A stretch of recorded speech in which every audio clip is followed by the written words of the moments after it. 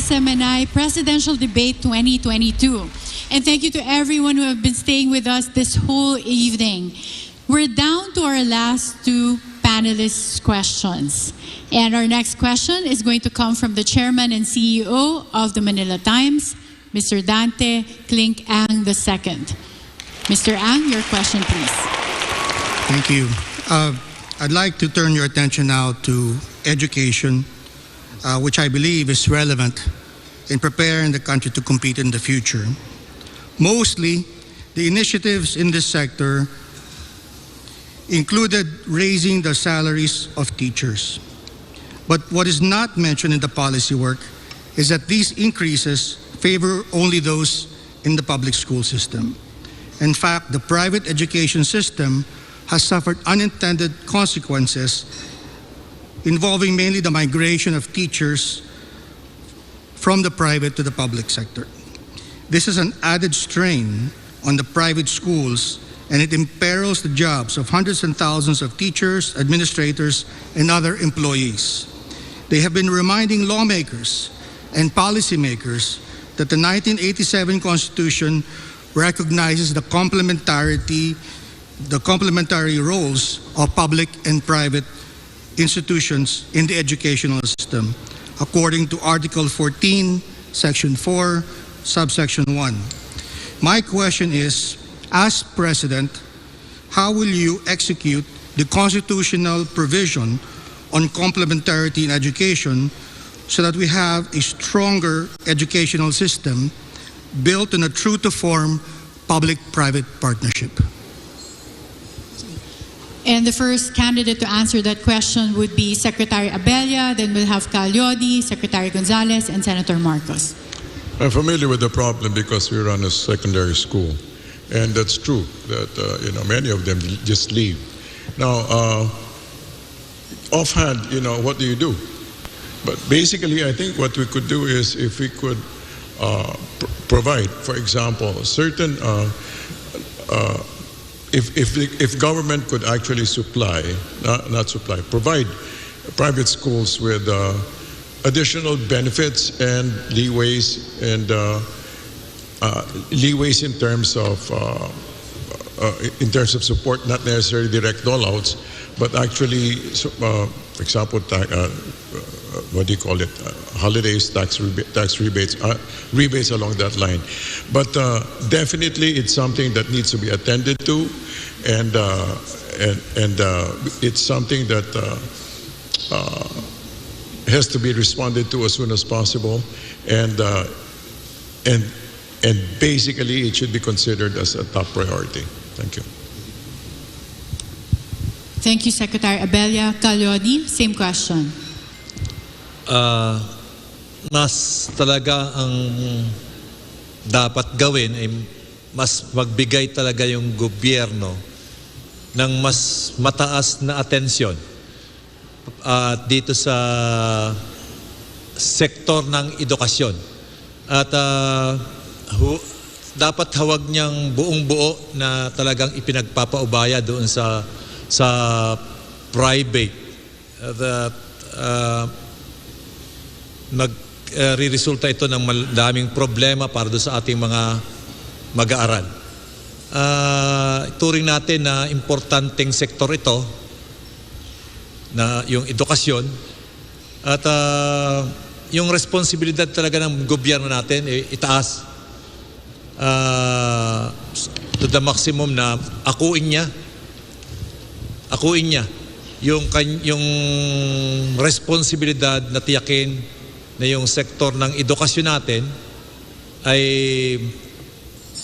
nabibigyan ng prioridad at natutugunan yung pangangailangan ng tamang curriculum na nakaayon doon sa programa sa pagbangon ng ating ekonomiya. Hindi dapat mahiwalay at itulak yung private na tugunan din para mag-complement para sa kanilang plano. Secretary Gonzales. Pinaka-importante ang edukasyon. Lalo na kung nag-aambisyon tayo maging first world. Dapat ipibigay natin sa ating kabataan ang pinakamahusay na edukasyon na makukuha natin sa mundo, yan ay dapat na ipatupad ng ating pamahalaan. Ngayon, may isang malungkot na bagay lamang na dapat tayong i-correct. Alam nyo, hati ang lipunan natin sa mayaman at mahirap. Ito ay malinaw na malinaw sa sistema ng edukasyon natin sa Pilipinas. May edukasyong pang mayaman, may edukasyong pang mahirap. Sinasabi natin, pag eskwelahan ng mahirap, okay na yan, pang mahirap lamang. Hindi papayagan ng ating pamahalaan ang bagay na yan. There will be a common standard for all. We need our young people to receive the same kind of education whether you are rich or you are poor, which means na i-implement natin yung nasa konstitusyon. Ito bubuhos ng gobyerno, pribado, publiko, ang pagtataas ng antas ng quality ng ating edukasyon na nakatutugma sa pangangailangan ng ating mga kabataan sa kasalukuyan. Dapat, mabadali na lang ngayon yan. Mag-relate tayo sa iba't ibang universidad, sa iba't ibang panig ng daigdig. Dali natin dito ang magagandang edukasyon para sa ating kabataan. Thank you, Secretary Gonzales. Senator Marcos. Maganda at napunta ang usapan natin sa larangan ng edukasyon dahil sa aking pananaw ay ang edukasyon ang pinakamahalagang serbisyo na idinudulot ng pamahalaan sa kanyang mamamayan. Kaya't ang dapat unang gawin ay siyempre yung public school system ang unang dapat titignan. Patitibayin natin. At saan natin pagagandahin? Paano natin pagagandahin? Unang-una, suportahan natin ang ating mga guro na yung sapat ang kanilang hindi late yung kanilang sahod na dumadating. Unang-una, laging reklamo yan ng mga teacher natin. Pangalawa, lahat ng benepisyo na nasa batas ay maibigay natin sa kanila nang sa ganun, hindi nila kailangang isipin kung paano nila papakainin ang kanilang sariling pamilya at ang iniisip lamang nila kung paano sila magtuturo para pagandahin ang magiging kinabukasan ng ating mga kabataan. And sa bukod pa doon ay yung mga facilities. Kailangan yung silid-aralan ay paramihin natin, yung mga supplies na binibigay natin sa ating mga public school ay paramihin natin, pagandahin natin lahat ng mga materyales na ginagamit at sa ganung paraan ay ang mga teacher natin kailangan natin suportahan hindi lamang sa financial na suporta kung hindi sa pag-aaral, sa pag-refresher course para sila ay talagang tinuturo nila ang pinakabago at ang pinakatama na dapat turuan sa mga bata ngayon. Thank you, Senator Marcos. I think Secretary Abella has a reaction. Gusto ko lang pong dagdagan na, for example, kasi ang pinag-uusapan po natin dito yung support to private schools, right? Kung pwede magbigay ng paluwal ang gobyerno, lalo na sa mga private schools, lalo na pag sila mag-i-specialize sa science, technology, and the sciences and the sciences. So kung pwede po sana natin bigyan silang paluwal, suporta paggawa ng mga laboratory, suporta paggawa ng mga research ng mga teachers, mga guro. And then, meron lang, meron ding kontrata, some sort of covenant, na ano may makuha doon should be shared, no? Should be shared. Basically, it should be, dapat na share. For example, research, science, ganon. Dapat na share sa business so that it becomes part of the public treasury of knowledge. So kumbaga, para yung tinatawag natin na complementarity ay dapat matutugunan lalo na by supporting private schools, especially those na talagang pumupunta sa science, ini-emphasize nila science. Thank you, Secretary Abella. Thank you. Mr. Ang has a follow-up question. Yes, Secretary. I think one of the existing programs now is the voucher system, given directly to students, correct, allowing them to choose whether they enroll in a public school or a private school. The problem, however, is that some say that the voucher system does not go far enough, and even the amounts of the vouchers themselves require public schools to charge a top-up fee just to meet their cost if they are to offer the available programs that they have. So would you, as President, look into that as a possible solution so that there will be competition, a healthy competition between public and private schools on quality, and let the students choose? I would do that. I would do that, especially katulad nung pero tama kayo, yung voucher system kulang talaga yon, no? Kulang talaga siya. Kung pwede dagdagan. On the other hand, basta't pwede naman taasan yung pinamimigay, basta't lang yung resulta, no? Magiging resulta should be made publicly available so that nagiging kasama sa ating public treasury of knowledge. Yun po. Yes, may I? Senator Marcos? Yes. Senator Marcos. Sa palagay ko, kahit anong voucher system ang gawin natin, magiging laging kulang yan. Kaya sinasabi ko, unahin natin ang ating public school system.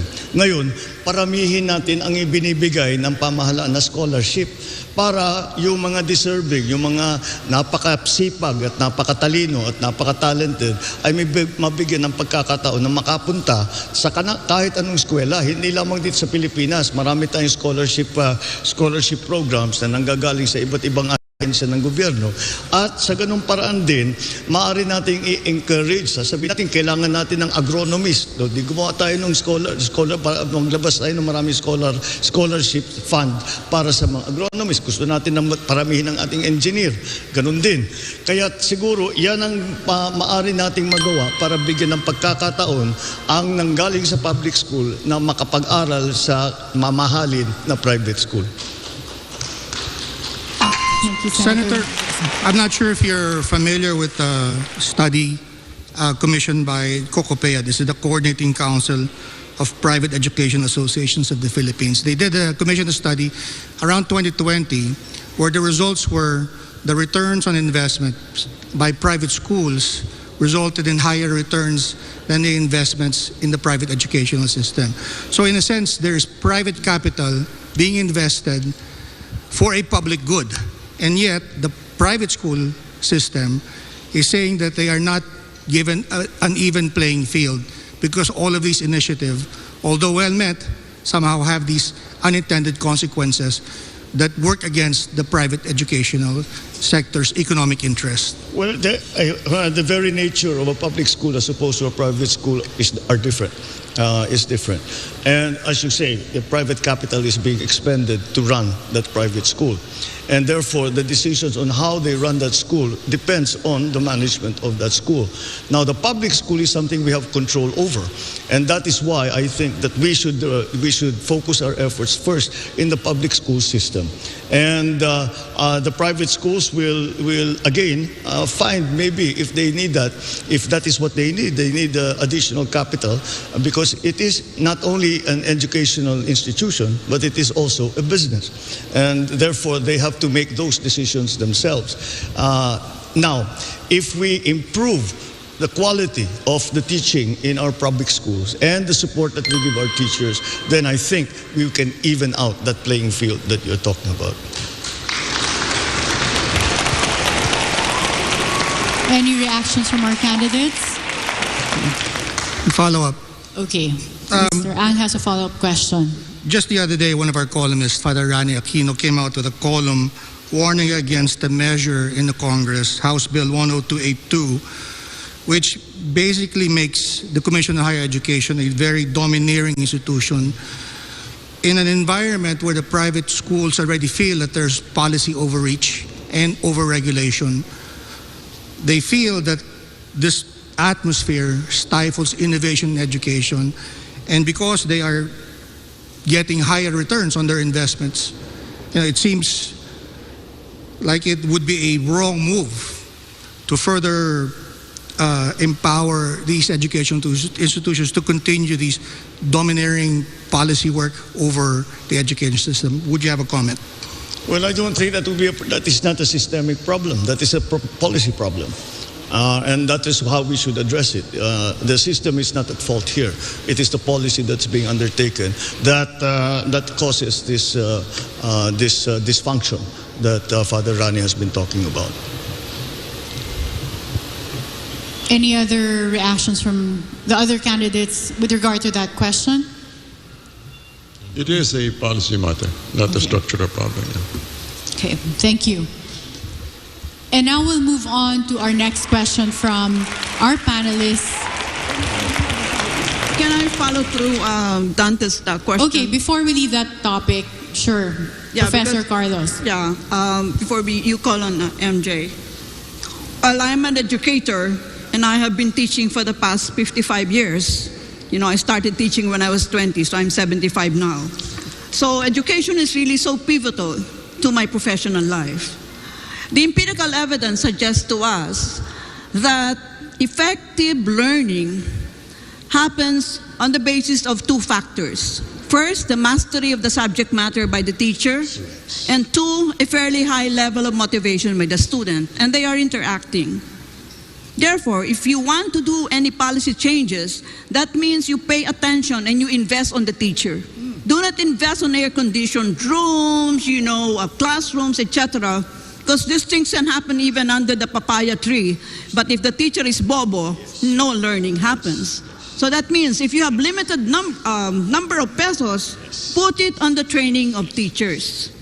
Okay, the other part, and I was triggered by the question of Dante here, is yes, a legislation which is going through the legislative mill in regard to empowering the CHED.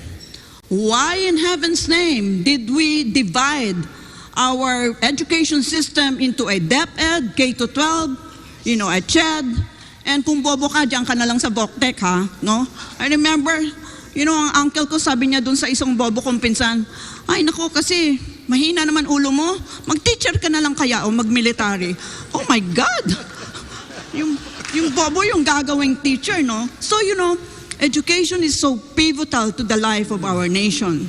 So, you as chief executives, I would plead that you pay attention to empirical evidence. The critical variable for effective learning to happen is to invest on the teacher. Thank you. Yes. So is there a question that you want them to address? Or Well, Karen, I'm really leading to what Dante said. You need an EDCOM too. Kasi yung EDCOM 1 ang nagganyan yan nag-divide yan sa tatlo. Why they divided that? I don't know.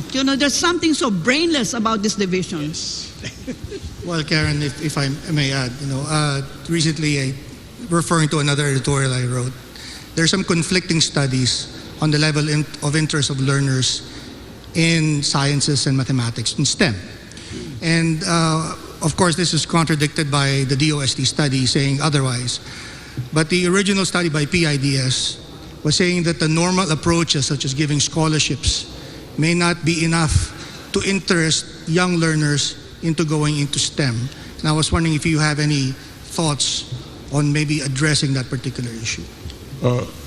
In particular, we're thinking of developing what we call a National Volunteer Corps, which would be equivalent to the Peace Corps, where we would challenge our young people between ages 18 and 35 to devote actually at least 2 years of their lives before they go full force into whatever they want to do, to volunteer.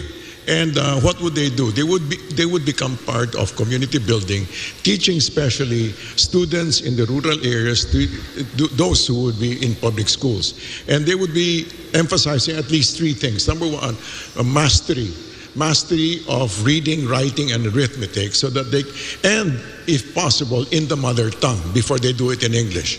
I would strongly recommend that public schools and schools should begin with mother tongue and then in English, because that is how they understand the concepts.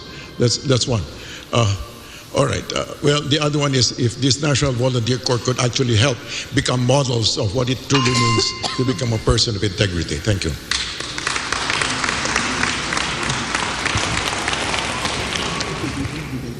And now we'll go to our next panelist, MJ Mondejar, to ask the last question for round 3. Ang mga tanong ko po ay will concern 2 different sectors that needs government attention. First, meron po tayong 12 senior citizens sa buong Pilipinas based on latest data. Kung kayo po maging Pangulo, would you support the passage of a Universal Pension Act for seniors? Ano mga programa po ninyo sa mga senior citizens? We'll be starting with Calio de Guzman and then moving towards the right to Secretary Gonzales, Senator Marcos, and then Secretary Abella. Dapat talagang suportahan natin itong mga senior citizens natin.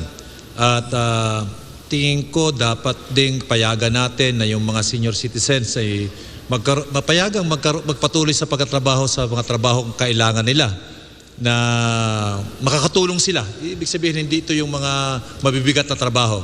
Nakita ko yan sa South Korea na yung mga senior citizen natin ay nagiging mas masigla yung katawan nila kapag sila ay nakakapag-participate pa doon sa mga trabaho na kaya nilang gawin, tulad lang ng paglilinis doon sa airport, nakikita doon, ay malaking tulong sa kanila na maramdaman na sila ay bahagi pa rin ng lipunan na kanilang ginagalawan.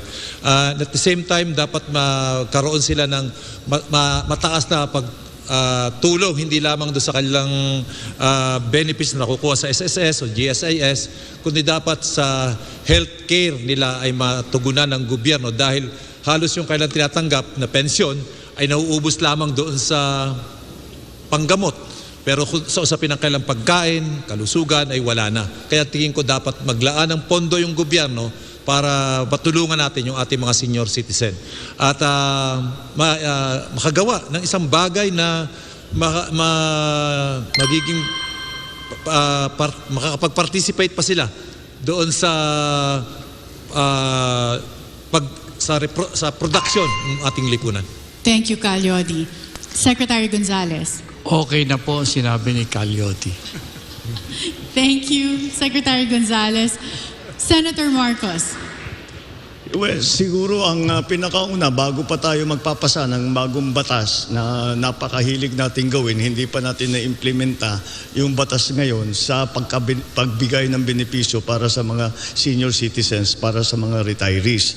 At ngayon pa lang, dahan-dahang natutupad ang nasa batas na ang pagbigay ng ating mga pensyon para sa ating mga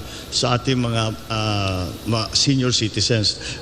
Mahalaga ito dahil alalahanin natin na ang mga senior citizens kadalasan ay hindi na nagtatrabaho at merong talaga dahil may edad na, may karamdaman din. Kaya siguro idagdag natin doon sa pensyon ay yung pagbayad na ng kanilang health insurance. Ang gobyerno na ang magbabayad ng kanilang health insurance para kapag may silang pangangailangan, may karamdaman sila, meron silang ipambayad.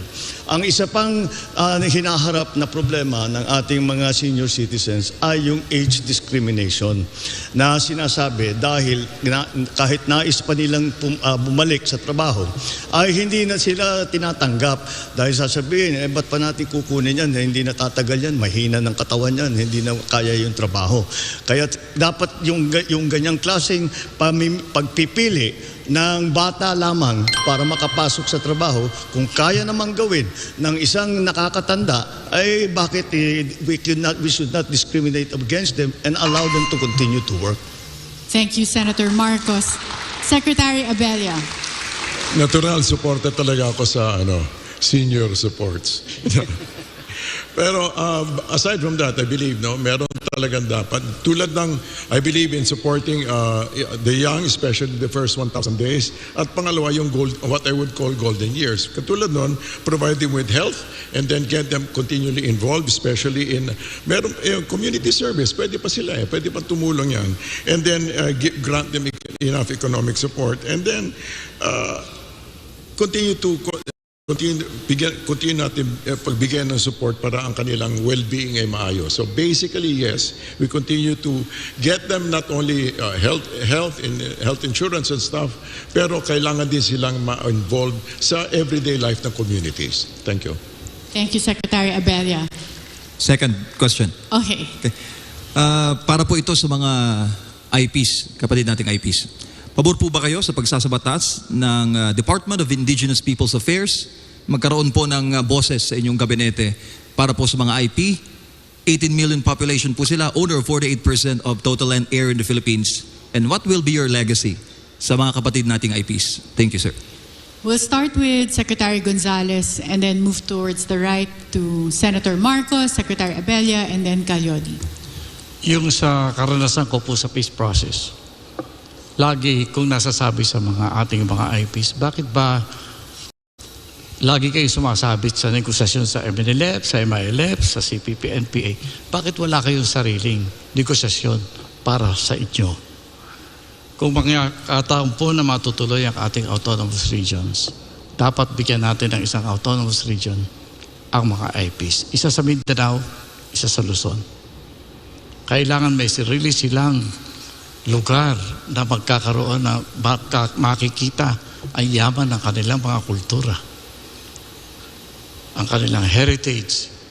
Yung mga issue nila dapat tinitingnan ng hiwalay sa ibang mga issue ng ibang mga groups na lumalapit sa gobyerno ng kanilang mga issue. Sa ganung paraan, magkakaroon talaga ng identity ang ating mga APs. Matutugunan ang mga problema na sa kanila lamang nakikita. Thank you, Secretary Gonzales. Senator Marcos. Siguro ang pinakauna natin gawin para mabigyan naman ng hustisya ang ating mga unang Pilipino, ang ating mga IPs, ay kailangan maging maliwanag kung ano ba saan ang kanilang tinatawag na ancestral domain. Kung ano yung lupa nila mula nung unang panahon ay kanila na yan. Kailangan kilalanin ng pamahalaan, kailangan kilalanin ng batas yan. Ngayon, pag may papasok na halimbawa nagiging problema ito sa mga minahan at sinasabi basta't pinapaalis na lang yung IP at kung ang pinakamalaking maibibigay sa kanila ay magtrabaho doon sa mina, dapat palitan natin yung sistema niyan at kilalanin nga natin silang may-ari ng lupa na yan. At pagka nagawa natin yan at naging maliwanag kung ano ang ancestral domain ng bawat tribo, ng bawat IP, ay ang gagawin natin, ang trato natin sa kanila, parang pangkaraniwan na mamamayang Pilipino. Kung lupa nila, dapat kung sino man ang papasok na malaking negosyante, hindi naman sila pwedeng paalisin doon. Meron silang gagawa sila ng joint venture doon sa may-ari ng lupa. At kung ano man ang kinikita doon sa lupa ng ancestral domain ng mga IP, dapat mapunta sa mga IP. Thank you. Secretary Abella. Right, I believe na yung ganong klaseng usapan is already in existence at pero totoo yan, dapat maproteksyonan ang mga lupain, the ancestral domains, at not only that, dapat matulungan talaga sila na mag-develop katulad ng mga, like for example, lowlanders. On the other hand, dapat meron din silang sapat na puwang para hindi naman magalaw yung kanilang kultura at saka tuloy-tuloy din yung kanilang pagpasa ng kanilang mga traditional knowledge at traditional na mga pamaraan para hindi din naman mawala totally ang ating historical heritage ng ating mga IPs. Thank you. And finally, Calyoni. Okay ako doon sa pinapanukala na magkaroon ng isang ahensya na magngangalaga sa kanila. Pero bago yan, tingin ko dapat magkaroon ng patakaran talaga na pigilan yung mga land grabber na inaagaw yung lupa ng ating mga katutubo. At yun ang nagiging dahilan kung bakit yung ating mga katutubo nawawala doon sa kailang sariling lupa o na tinitirahan at naagaw yung kailang matagal nang pinaunlad na lugar at pati yung kultura nila nawawala dahil doon sa land grabbing na ginagawa ng mga mayamang gustong magtayo ng mga korporasyon sa pagtatanim. Ayan ang dapat mapigil. At dahil kung hindi, ay talagang mawawasak at masisira yung kulturang kanilang kinagisnan, yung kanilang tradisyon at yung kanyang sariling politika na pinaiiral doon sa kanilang lugar. Kailangan nating tulungan at proteksyonan yung kanilang kabuhayan, hindi lamang yung kabuhayan, kundi yung buong komunidad na kanilang pinagyaman sa mahabang panahon. Suportahan ito ng gobyerno. Thank you, Calyoni. And that ends our round 3. I was looking at our panelists. No more questions, thank God. That ends our round 3. So many questions, and please clap for our candidates for surviving 3 rounds of very difficult questions. And to everyone watching us around the world, don't go away. When we return, we'll hear all the candidates' closing statements. We'll be back.